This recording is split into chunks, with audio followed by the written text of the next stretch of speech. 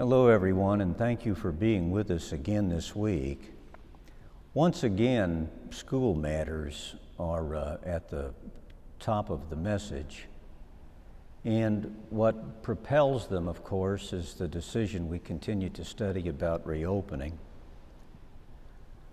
I must say it's a difficult subject. There are a group of parents who accuse the administration and myself of what's been called paralysis by analysis. And some of them have even forwarded messages to me that are definitely not in the spirit of charity. And no doubt circumstances are not the best for your children and your family. I understand that, and it matters to me a lot. What I think people may not know is that we're faced with passionate positions held by different constituencies, and we're trying to find the way forward based upon the very best data we can collect, and also what's in the best interest of our families and our faculty. This is not easy to do. People who have not given the subject sufficient thought will fall back on the follow the science trope. That's handy. But the fact of the matter is that science is not monolithic, and people on both sides of the opening school equation can find scientific data to support just about whatever they want to support. We've seen the statistics here. We understand that there is a considerable divergence between CDC recommendations and local anecdotal evidence. Some people have even contended that our decision to even try to look at a date for bringing the younger grades back is motivated by money. And that's a particularly incorrect thing to say. Money is not factored into our decisions to open or not open at all, not even a little. It has never so much as crossed my mind.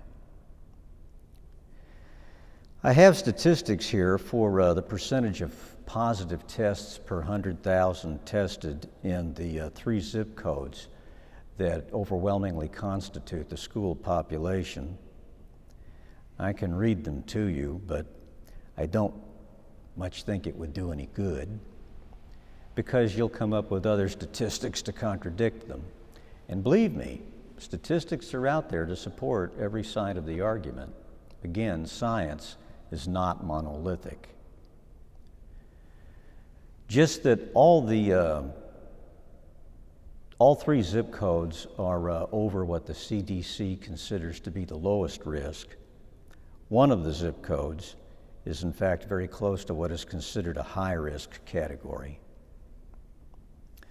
Thus far, if we've erred on the side of caution.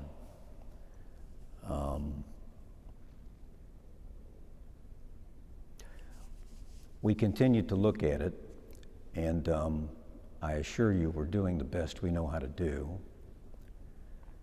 This Friday morning, the school ministry team will meet, and of course this subject will be roundly discussed with them also. And there's more I could say about the matter, but I think that's enough for now.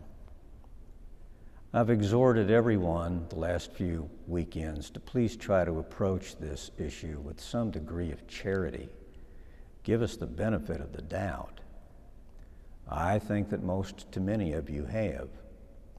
However, some of you have not.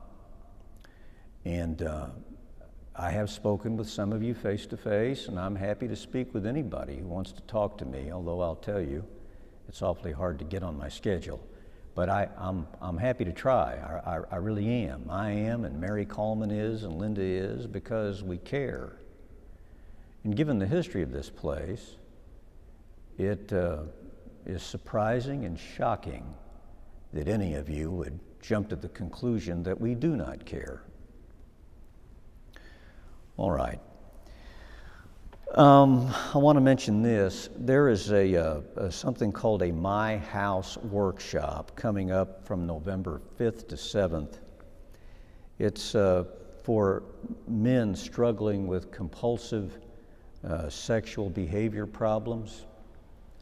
I know that is a severe pastoral issue, and I wanted to alert you to this workshop. It's going to be put on by some very credible people. And if you're interested in it, it's held over on Parallel Parkway in Kansas City, Kansas, again from November 5th to 7th. If you get on your computer and you type in centerforhealingkc.com, you can learn about it. And I know one of the people putting it on, and I'm pretty sure that you'll be glad you investigated it. That's centerforhealingkc.com.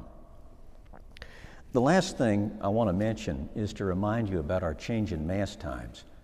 This weekend, this Sunday, the 25th, I guess, is the last Sunday for the foreseeable future in which we'll have a 9 a.m. Mass. Starting the 1st of November, the Mass schedule will change on Sunday to 8 a.m. and 10:30 a.m. That's also the day that we're asked to set our clocks back 1 hour.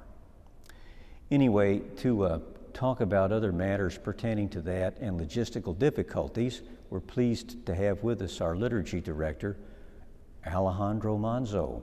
Alejandro? Thanks, Father Brad. Take it away. Hi, guys.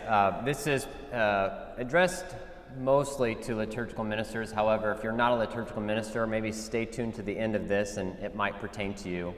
First, I just want to, as much as I can, extend my heartfelt gratitude for all of you who thus far have served in our liturgies, really since this all started. Some of you have come along in the middle of this, and we've added more people to our ministry roster, and we're just so grateful. You have allowed for us to enable safe public liturgies, and obviously that's the most important thing we do here. So your time and your ministry is invaluable.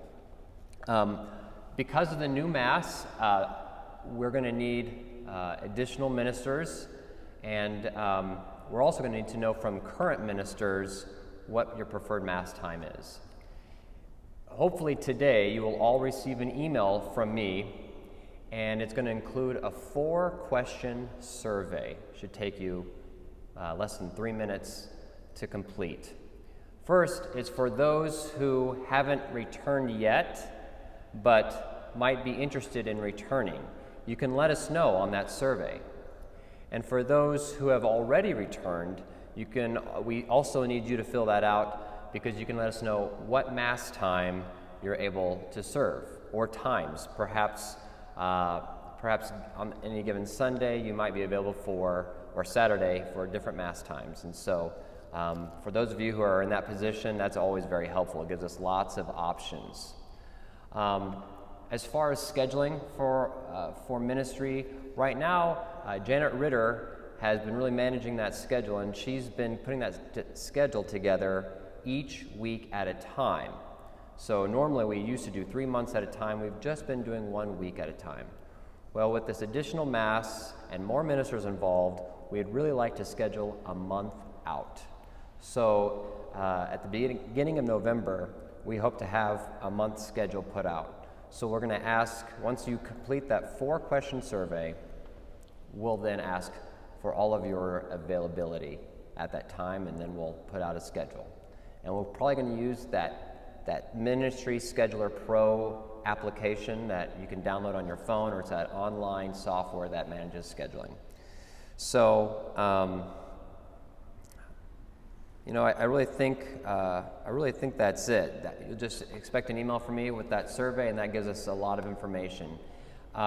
If you're a person who has done liturgical ministry and you're still not ready to come back, that's okay too. Please don't feel pressure by that. we'll await you whenever you're ready to come back, and we'll welcome you with open arms. So finally, I do have one more thing, and that's for those, even if you're not a liturgical minister, for those out there who are hearing this who might be interested in liturgical ministry and might be interested in being trained in one of those ministries, please feel free to reach me or Janet, and we'll just meet and talk a little bit and see what your interests are, and we'll go from there.